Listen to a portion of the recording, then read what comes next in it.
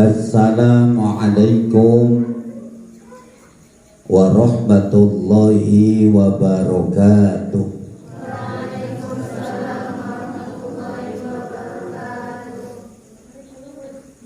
Hamdan lillah wa syukran lillah,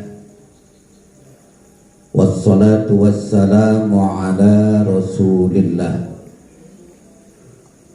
Sayyidina wa maulana Muhammadin ibn Abdillah, amma ba'du. Anak-anakku, seluruh santriyin dan santriyat Pondok Pesantren Riyadul Barokah, yang insya Allah kita sama-sama dimuliakan Allah Subhanahu wa ta'ala. Alhamdulillah wa syukrulillah, berkah rahmat hidayah inayah Allah di malam yang penuh khidmat, insya Allah di dalamnya ada berkah Allah. Kita sekalian diizinkan untuk bersama dalam rangka menuju puncak acara. Setahun digeluti, kemudian diuji potensi, diadakan ulangan dan mudasmat itu sebagai evaluasi. Sejauh mana kalian belajar, dan itulah hasil yang kalian dapatkan. Akan tetapi perlu diperhatikan bahwa ternyata ada istilah al-ilmu fis sudur la fis sutur. Ilmu itu terdapat di dalam hati, bukan di dalam tulisan. Kalau seandainya kalian cuma mampu membaca tapi tidak punya hafalan, maka kalian tidak akan bisa hebat. Kenapa? Karena ternyata prinsip orang-orang hebat itu ada istilah ilmunya di luar kepala. Yang dimaksud dengan di luar kepala adalah mampu menghafal beberapa kitab, mampu menghafal ilmu-ilmu yang dijadikan tumpuan pelajaran di dalam hatinya. Kemudian pesan Abi, hati-hati. Karena orang sombong itu tidak akan bisa meraih ilmu. Seorang Imam Ali pernah ngomong, al-ilmu harbun lil fata muta'ali kasayli harbun lil makanil ali. Ilmu itu akan memusuhi pemuda yang sombong, seperti air memusuhi tempat yang tinggi. Sampai kapanpun orang sombong tidak akan meraih ilmu. Pengertiannya bukan berarti yang sombong tidak akan jadi orang pintar.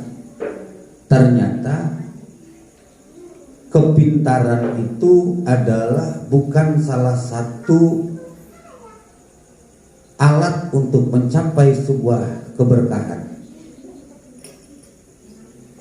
Tetapi kalau sudah berkah, insya Allah akan mencapai kepintaran. Timbul pertanyaan, siapa yang bermanfaat ilmunya dan siapa yang diberkahkan ilmunya? Yang dimanfaatkan adalah mereka yang mampu menggunakan ilmu sesuai dengan apa yang ia pelajari. Yang haram ia haramkan, yang halal ia halalkan. Itu namanya manfaat. Tapi kalau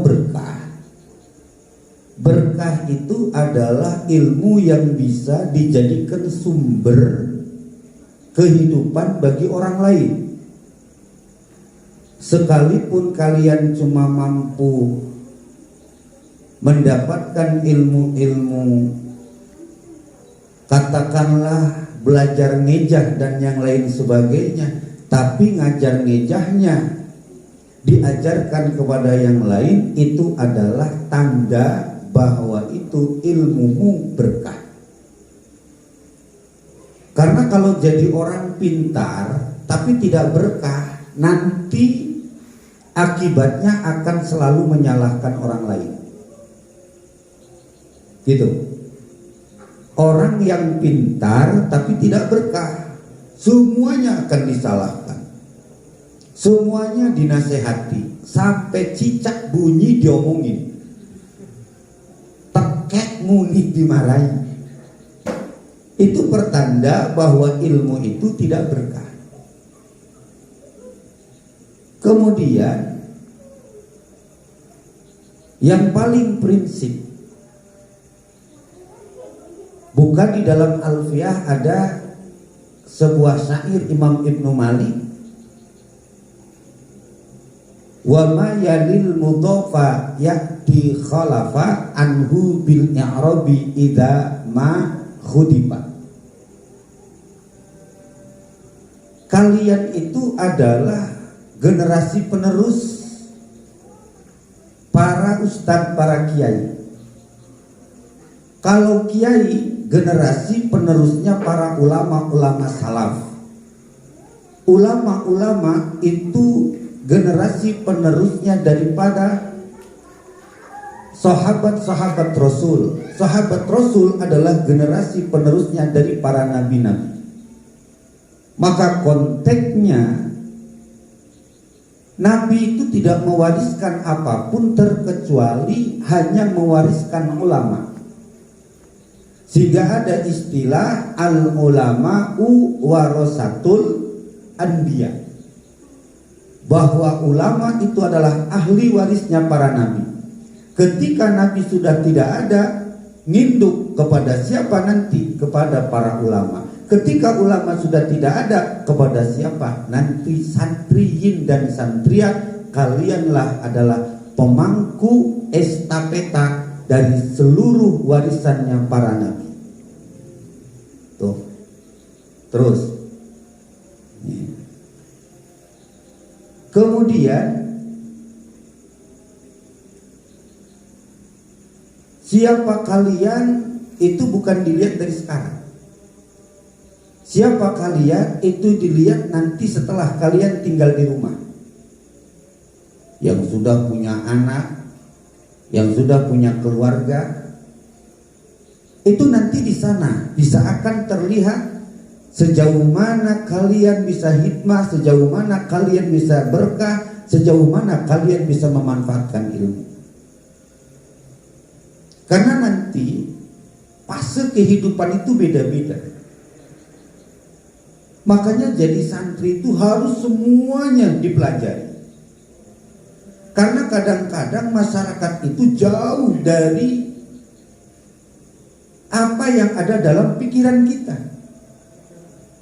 Ngaji di pondok yang diaji Amil Jurumiyah, Imriti, Alfiyah sampai ke tafsir. Begitu pulang, ada masyarakat yang datang minta pelet.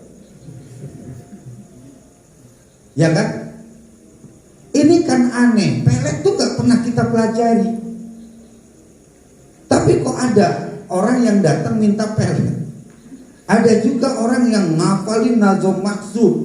Barang pulang di kampung, di masyarakat, ada orang yang datang bukan nanyain tentang hamzah wasol, tapi mereka nanya, Pak Ustadz, saya mau jual tanah, pengen cepet laku. Nah ini keberkahan ilmu itu tidak bisa dibaca dari sekarang. Makanya Abi sering ngomong, hikmatus syuyukh tajlibul futuh. Berhikmah kepada guru itu akan membuka keberkahan.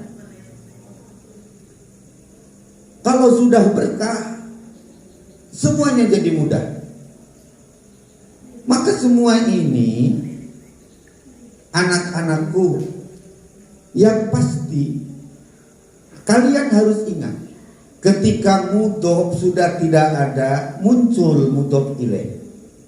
Wa ma yalil mudhofa ya'ti khalafa anhu bil i'rabi idza ma khudifa. Jadi mudhof yang dibuang itu akan muncul mudhof ilaih. Siapa mudhof ilaihnya? Ketika nanti abi tidak ada, ketika nanti kiai tidak ada, kalianlah yang nanti akan memegang ujung tombak pesantren Riyadul Barokah yang membawa harum bukan hanya sekedar di dunia, tapi sampai ke atas langit. Riyadul Barokah tetap membahana. Itu pengertian kalau mudhof sudah tidak ada, muncul mudhof ilaih. Makanya jangan lagi nyantri, jangan banyak pikiran. Wong lagi nyantri kok pengen motor ninja, lagi mondok kok pengen punya rumah gedung. Dulu sejarah Abi pernah mondok, yang Abi itu kalau pakai baju baru, pengen baju bagus, Abah itu melarang. Bahasanya pendek, Bah, waktu itu lagi musim jaket win-win. Wah, lepis putih.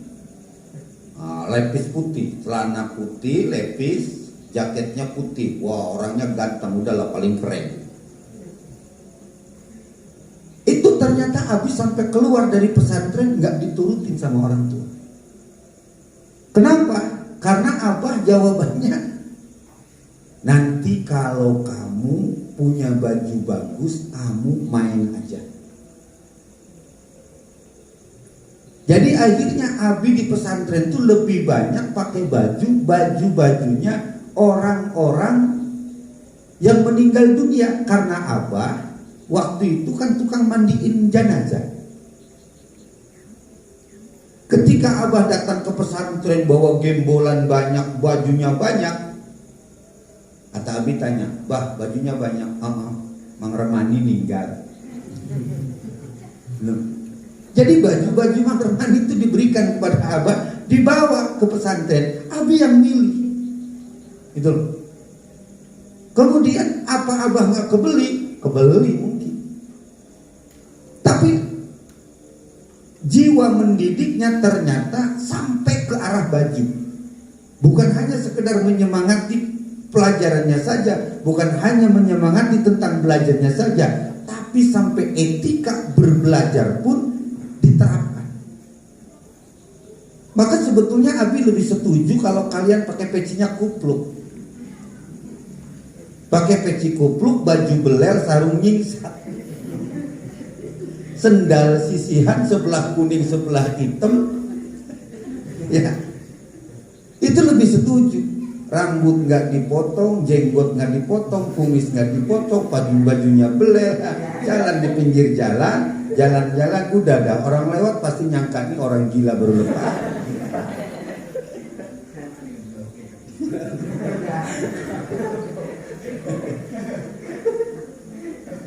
Itu. Jadi ingat.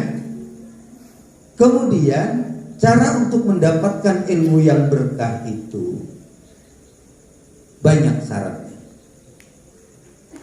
Sampai-sampai dalam kitab Ta'limul Muta'alim Ada pesan Nabi itu pendek bahasanya. Man lam yatawarra bi talabil ilmi ibtalahullahu bi thalathati balayatin. Barang siapa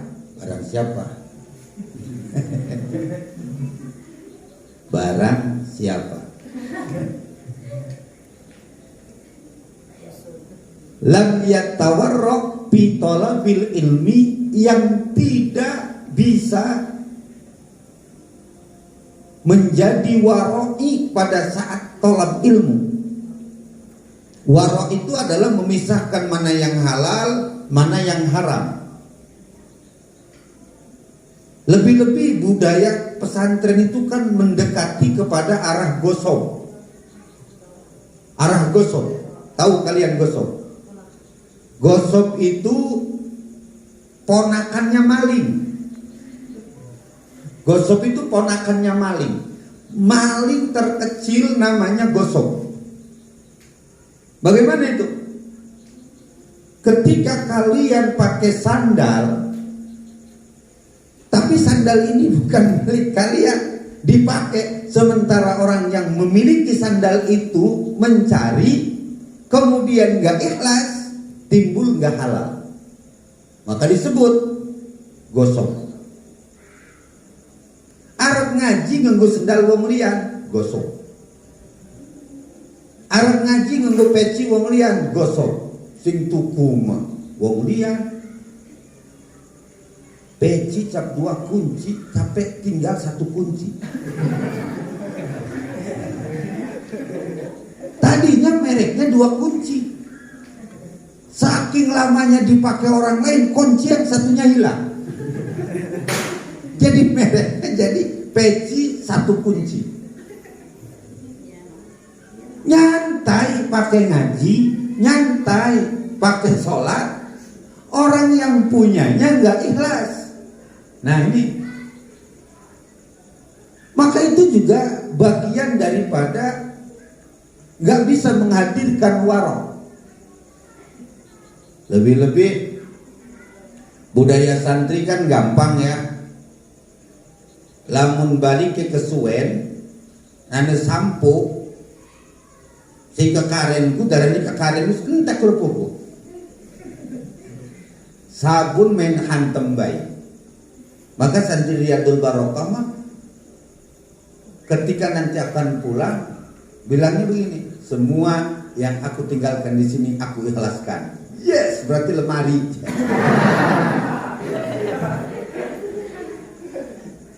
Udah belajar waro. Orang kalau nggak waro, pada saat mencari ilmunya, ibtalahullahu bi thalathati balayatin, nanti Allah akan berikan musibahnya, bilainya, cobaannya pada 3 hal. Apa itu? Yang pertama adalah imma ayyumitahu fi sababatihi. Yang pertama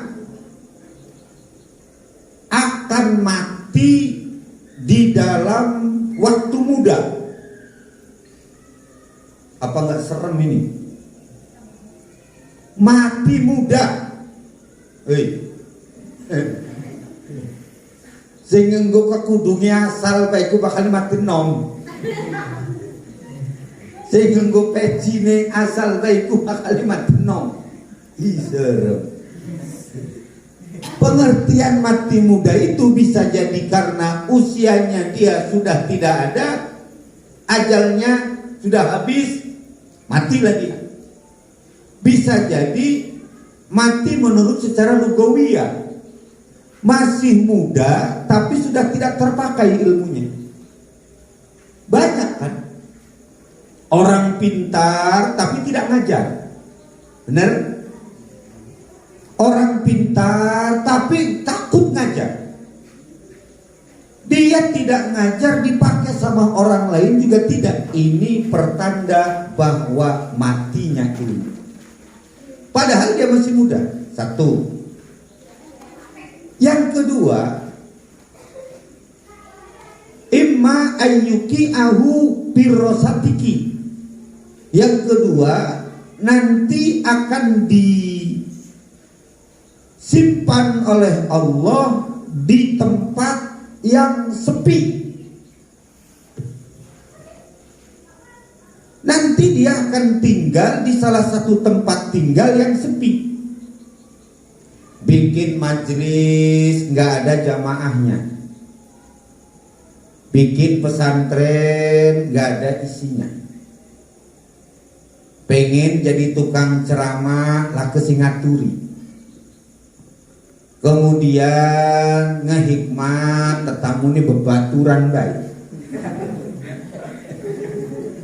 tegemaning batur, tegemaning dulur. Imma ayyuki ahu firrosatiki. Itu bahayanya orang kalau cari ilmu nggak warok. Yang ketiga, orang yang pada saat tolak ilmunya tidak memiliki sifat warok adalah bahayanya ayyuhdimahu ala salatini. Di pesantrennya dia menghafal Nazmul Maksud, dia di pesantrennya Imriti hafal, Alfiyah hafal, Juman hafal, Quran hafal, tapi begitu pulang nanti di rumah dia jadi RT. Serem. Nanti santriwatinya jadi ibu RT. Jadi ayyuhtimahu ala salatin. Maka kalian harus takut.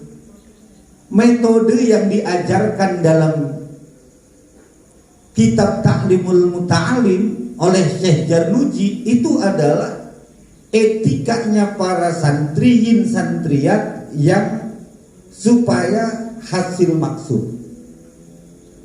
Maka kembali pesan Abi untuk kalian, bagi yang menang, bagi yang mendapatkan juara, jangan sombong karena perjuangan kalian masih panjang. Bagi yang tidak mendapatkan gelar juara, jangan minder dan jangan sampai ngeluh karena perjuangan ini belum selesai. Siapa kalian itu dibuktikan adalah ketika kalian sudah tinggal di rumah. Siapa kalian adalah ketika kalian sudah bisa istiqomah di rumah.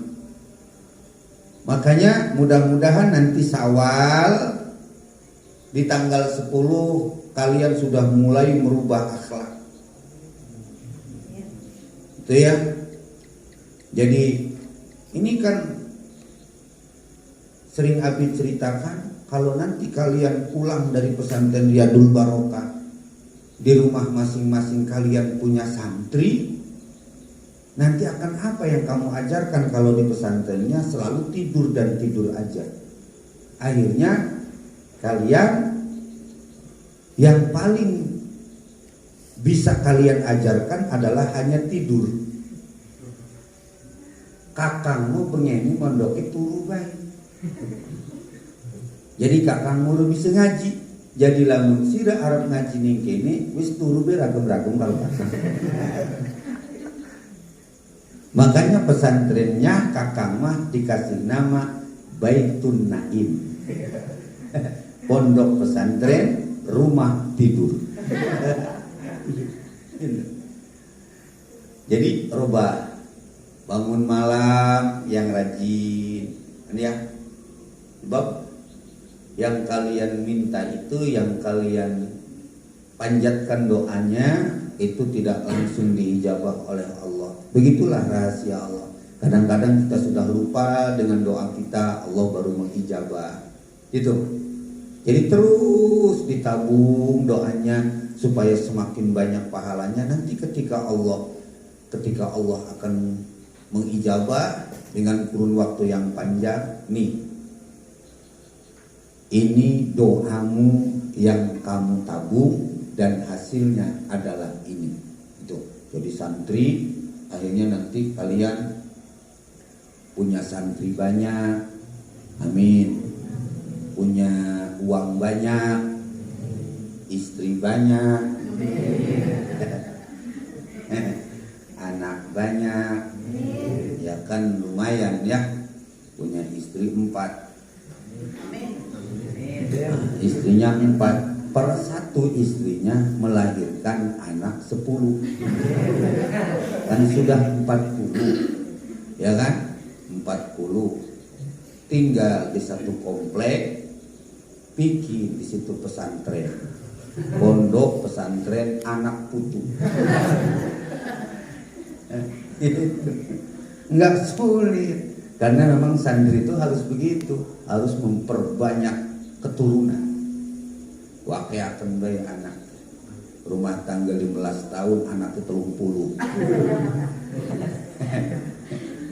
Wis pengen berduit, lebah ngeriung kupat, anak lanang kan gitu, anak lanang nggawa kupat sing omah ngan 5, anaknya sing digawe 12, lanang kabeh. Lah wong liya nurut pedoman.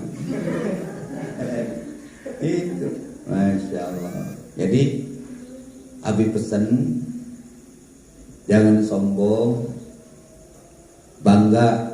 Itu patut kalian aplikasikan, karena itu adalah bukti dari rasa sebuah syukur kalian. Silakan kalian berbangga, silakan kalian bersenang-senang, tapi bukan berarti kalian harus menyombongkan diri. Yang kalah, yang tidak mendapatkan gelar juara,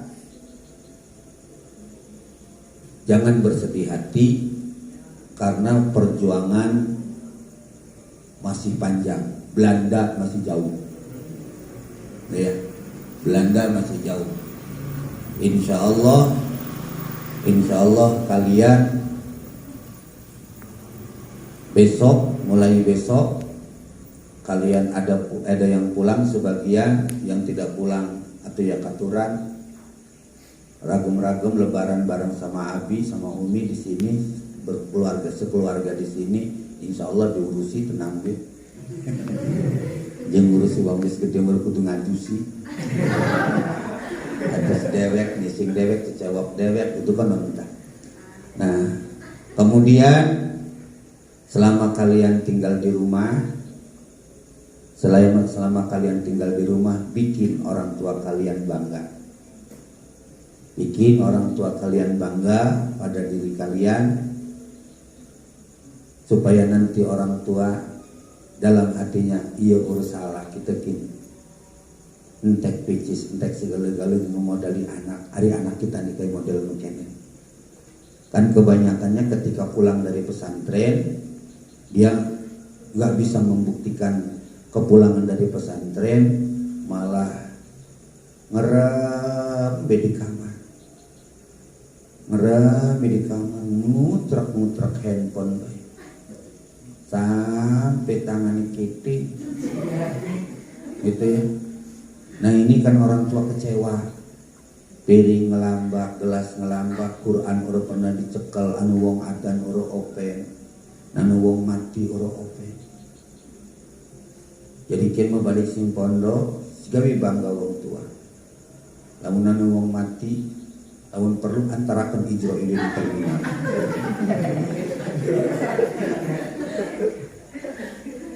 Begitu. Innalillahi wa inna ilaihi rajiun. Pak ini motor kan?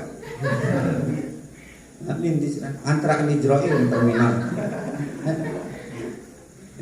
Bikin bangga, sigap.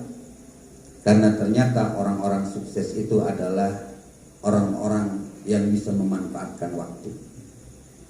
Orang-orang yang selalu memanfaatkan, orang-orang yang tidak bisa memanfaatkan waktu adalah mereka-mereka yang ada dalam ambang kehancuran. Maka ada istilah time is money. Time is money. Apa kan? Time is money. Terus gue bilang waktu itu adalah uang. Berapa banyak orang yang bisa memanfaatkan waktu, mereka adalah menjadi orang-orang yang beruang. Siapa orang-orang yang beruang? Orang-orang yang selalu memanfaatkan waktu. Orang sukses adalah orang yang bisa mengukur dalam prinsip hidupnya bahwa waktu adalah pedang. Bisa jadi membunuhmu, bisa jadi membunuh orang lain. Tergantung pintar-pintarnya memegang pedang tersebut, memegang waktu tersebut. Selamat Abi sampaikan kepada sang juara. Mudah-mudahan ilmunya manfaat. Mudah-mudahan kalian mendapatkan ilmu yang barokah. Kalian nanti tanggal 10 bulan Syawal kumpul lagi di aula ini, di pesantren ini. Kita mulai lagi ngaji dengan metode selanjutnya. Nanti Abi punya rencana di rumah sana, untuk yang di depan itu dipakai untuk ngaji, yang di sebelah sana juga untuk ngaji. Jadi yang putri belah sana, yang putra belah sini. Jadi tempatnya semua dipakai ngaji supaya berkah. Nanti mulai tanggal 10 Ramadan, Abi pernah punya janji pada kalian yang belum ditepati, yaitu adalah sanad. Sanad Abi belum diberikan. Tapi sebetulnya kalian berharap bukan sanad yang diserahkan kepada kalian, tapi kalian nunggu-nunggu mana pelet Abi. Pelet TV, pelet itu menurut sanad gitu, unjuk ke pelet gitu.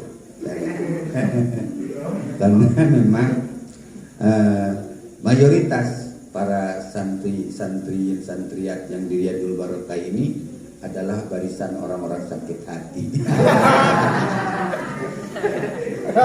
Maka ketika bicara orang-orang sakit hati, yang pertama dicari adalah mana peletnya. Selamat, mudah-mudahan kalian menjadi orang-orang yang bermanfaat, orang-orang yang berguna bagi nusa bangsa dan agama. Wa in tajid aiban fasuddal khalala fajalla man la bihi aibun wa ala. Summa assalamu alaikum warahmatullahi wabarakatuh.